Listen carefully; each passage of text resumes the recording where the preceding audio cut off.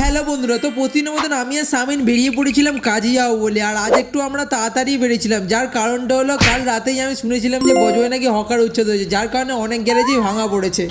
তো সেই কারণেই আমরা ঝটপট বেরিয়ে পড়েছিলাম বাড়ি দিয়ে। আর এই সুন্দর হাওয়া খেতে খেতে চলে এলাম সোজা স্টেশনের সামনে। আর এসে তো ওটাই হলো যেটা হওয়ার ছিল, মানে সব গ্যারেজই ফুল হয়ে আছে, মানে কোনো গ্যারেজই গাড়ি রাখতে চাইছে না, এতটাই চাপ হয়ে গেছে।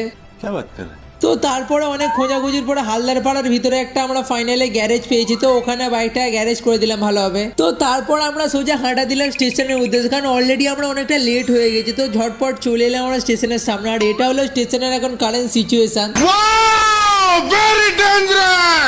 আর তোমাদের পুরাতন বজো স্টেশনটা বেশি ভালো লাগতো না এখনকার নতুন বজো স্টেশনটা বেশি ভালো লাগছে, অবশ্যই কমেন্ট করে জানাবে। তো তারপর আমরা ট্রেনে চেপে সোজা চলে এলাম আমরা বেজবিজে। আর এখন আমরা হেঁটে হেঁটে যাচ্ছি জয়দার বাড়ির দিকে।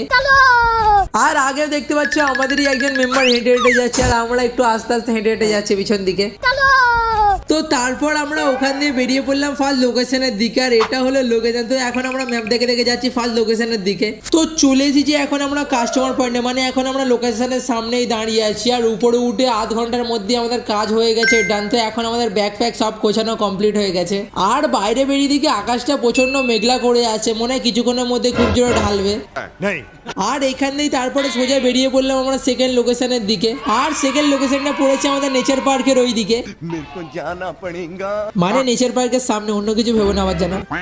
আর বেজবিজে রাস্তা তো না যেন পাউডারের দোকান, মানে এখানেই মনে হয় সব ওয়ার্ল্ডের পাউডারের সাপ্লাই হয়, মানে আলাদাই লেভেলের এখানে একটা পাউডারের সাপ্লাই চলছে রাস্তার মধ্যে দেখাই যাচ্ছে। আর এই পাউডারের জন্য আমিও ঝট করে কাঁচটা নামিয়ে নিলাম হেলমেটে। তো এখন আমাদের এই ভিতরে ঢুকতে হবে, কিন্তু এটা আমরা 2 নম্বর গেটে চলেছি, আমাদের এখন 4 নম্বর গেটে যেতে হবে। তো এখন 4 নম্বর গেট দিয়ে ভিতরে ঢুকে চলে এসেছি আমাদের লোকেশনের সামনে। আর এটা হলো একটা টাইলসের গোডাউন। তো দাদা আমাদের কল করে বললো ওখানেই বসিয়ে দিতে। তো তারপর আমাদের ওয়াইফাই লাগানোর কাজ শুরু হয়ে গেল। আর আমি চলে এলাম একটু বাইরের ওয়েদারে হাওয়া নিতে, কারণ ভিতরে দুজন মিলে অলরেডি কাজ করছে।